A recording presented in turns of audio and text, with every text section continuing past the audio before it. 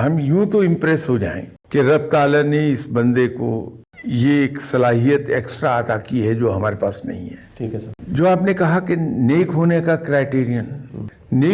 Criterion تو یہ ہے کہ انسان کتاب اور سنت پر کتنا عمل کرتا ہے. پریکٹیکل لائف میں انسان کو آپ پہچان سکتے ہیں کہ اس کا باطن کیا ہے اور کتنا نیک ہے سر. اس پہ پہچان جائیے کہ اپنی پریکٹیکل لائف میں جی سر.